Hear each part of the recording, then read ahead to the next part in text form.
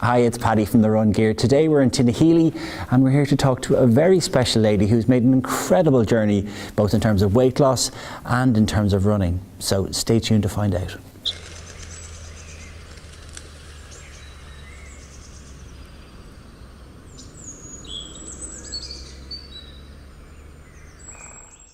Anna, tell us firstly, where did you start? Where was the point where you knew something needed to change? Yeah, so for me it was back after I'd had my first child, and I'd steadily gained a lot of weight, both before the pregnancy and during the pregnancy with him. And when I'd had him, obviously that was my heaviest point in time. For a long time I didn't really realise how much I'd gained until I saw a picture of me and him together, and I thought it was going to look really nice, and I didn't recognise the person in the picture and realised that I was very, very unhealthy and had gained a huge amount of weight, and it was not who I felt I was anymore. So I knew that something had to change for my health, and well-being. So from making that realisation, what were your first steps? Did you make some mistakes along the way? Yeah, I think I learnt a lot along the way and made a huge amount of mistakes I probably could have avoided if I'd got some help, but I did it all on my own. I just went straight into it. My first mistake was the Ryvita mistake, which was just eating Ryvita and eating a lot of it and feeling hungry, and not realising until a little way down the line that actually I was eating several thousand calories worth of Ryvita each day, so I wasn't really doing anything productive, and that's where I started to really reassess where I was going and try and make nutrition a bit different and try and lose it in a better way. I mean, for people starting off, and most of the people watching this are people who are just entering their running journey.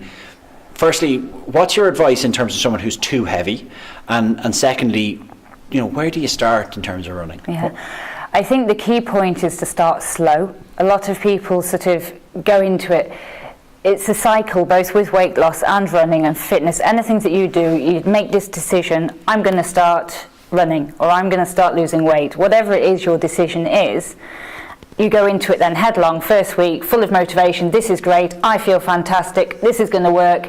Second week, I feel a bit tired. And the third week, let's get a Chinese and I'm going to sit on the couch instead. So talk us through the start of your journey. You were 16 stone, you were starting with the walks, with the buggy.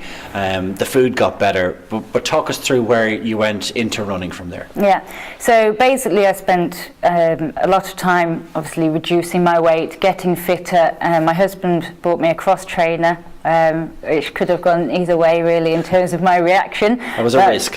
It was a risk, but I embraced it, and that really helped me start the running actually, because you're doing the same action but with bearing your weight better, so it's not as high impact. After that I just carried on. My first ever run was quite by accident. I never wanted to run. I didn't like the idea of running. I thought people who ran were crazy.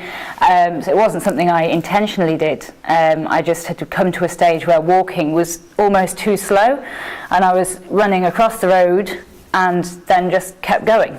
So I just kind of thought, oh, this feels quite good, literally to the next lamppost, and then had a little break and then went again. And that was the start. And the first time that you started to notice that you were getting somewhere with the running, where was that?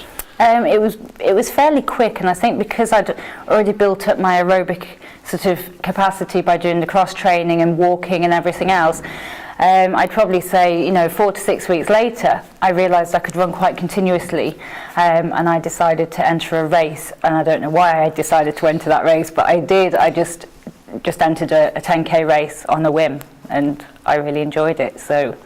And how did that first 10k go? It was 2 laps of a 5k course. I remember it vividly. I could tell you every little bump and rise, and it was a massive hill, and I thought halfway around the first 5k bit, I'm going to die. Why did I do this? This is ridiculous.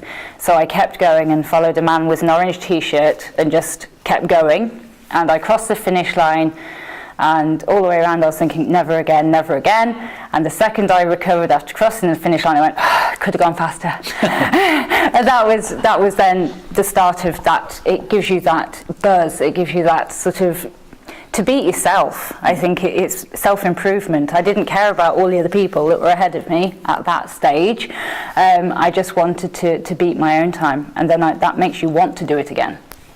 So from there, the first 10k done, you didn't die, but things got better after that. Yeah, things improved. So I'd never really had any idea on times. I hadn't followed running. I hadn't really had much interest in it before, and I just happened to be speaking to somebody about running, and they'd said, oh, well, that's quite an impressive time. You must have run before. And I said, no, I've never run in my life. I started in March, and here I am.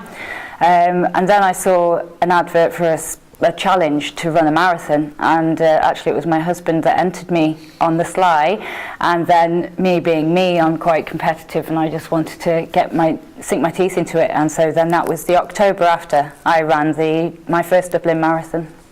And how was your first marathon experience?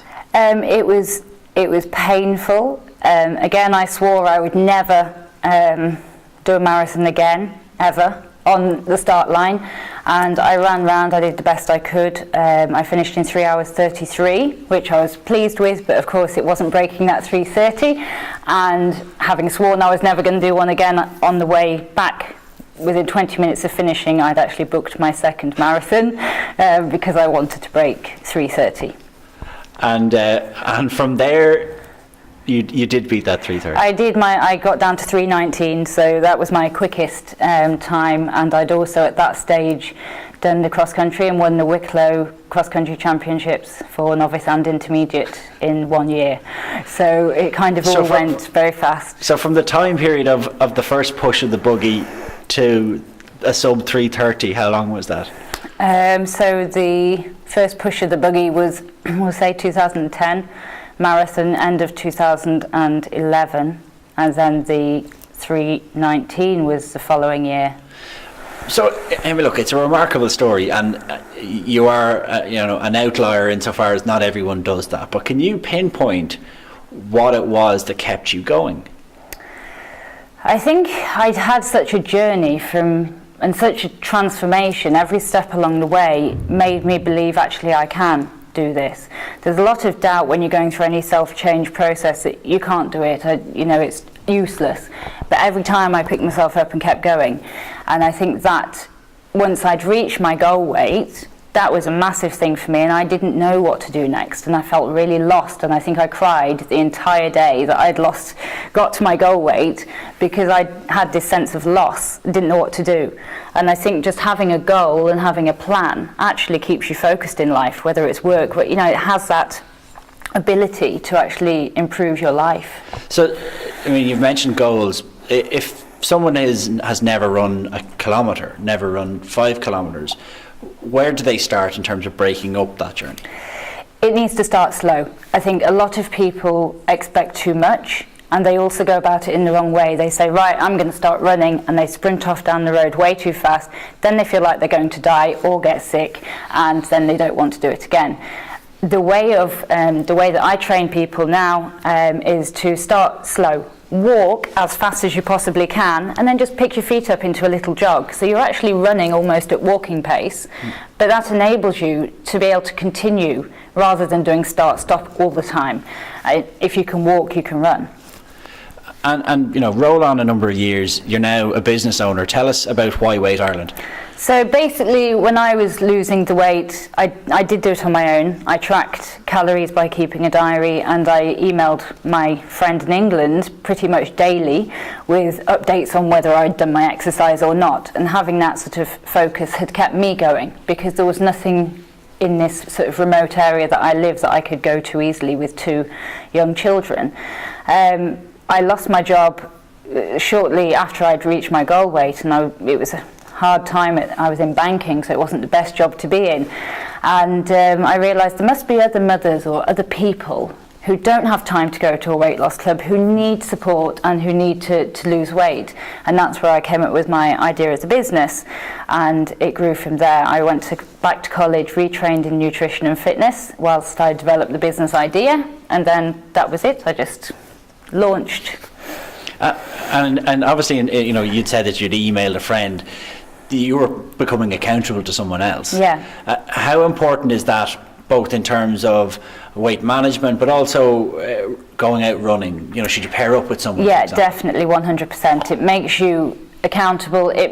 There's days, everybody has days where they don't want to do something, and having somebody else that you don't want to let down, or you feel, oh God, they're going to think I'm lazy, or whatever, those little thoughts in your head, if you have someone there, it really does help you to stay on track and keep going, whether it's to email somebody, if you're running, join a club, find somebody else that you can go running with. Yeah. One, it passes the time much more quickly, it feels much easier, and it also keeps you going on the days that you don't want to do it.